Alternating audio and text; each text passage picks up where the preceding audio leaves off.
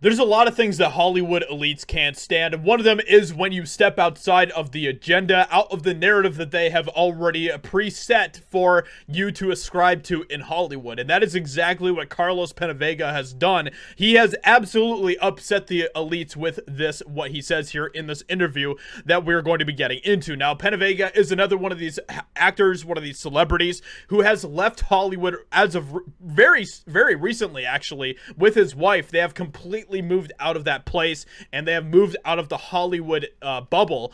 And there's a lot of reasons why. There are also people that have become, slowly started to become mildly blacklisted, it looks like, as well. But we're going to get into all of the craziness of this story here and what he actually has to say that has Hollywood elites just losing their minds. So literally, he was speaking to me how actor and singer Carlos Penavega finally surrendered his life to Jesus, which just hearing that name is enough to make many Hollywood elites skin crawl. Have you ever experienced a moment in church where it was like the pastor was speaking directly to you? Big time Rush actor and singer Carlos Penavega has, and it was a moment that changed his life forever. Wait.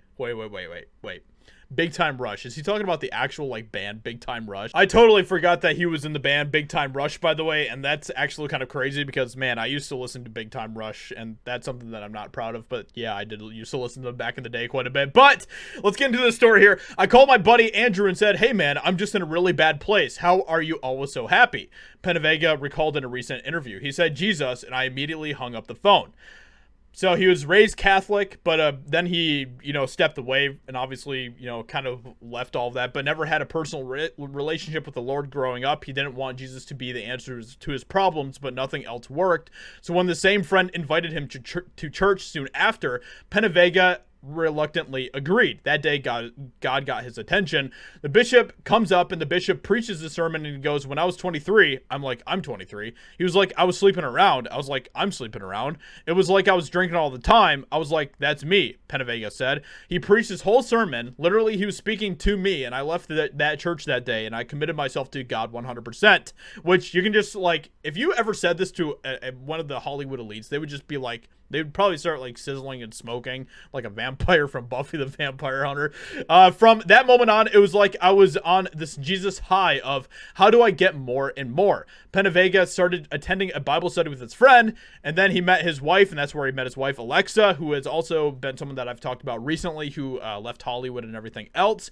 So anyway, so this is just, it's always really cool to hear these types of positive stories, and I know that I don't really talk about positive stories too much on the channel here, but this is something that I always like to draw attention to when I can. These stories of people that are finding positivity outside of all of the fame and the muck and the grime and just all of the dirty things that you have to do to continue to find success in Hollywood, and people that are able to continue to be successful, be able to do what they love and find freedom in that. And I just find that type of stuff really awesome. It reminds me very much of people like Gina Carano and James Woods and all these other celebrities and actors who have left the Hollywood sphere, whether they were blacklisted or fired or because of their own will.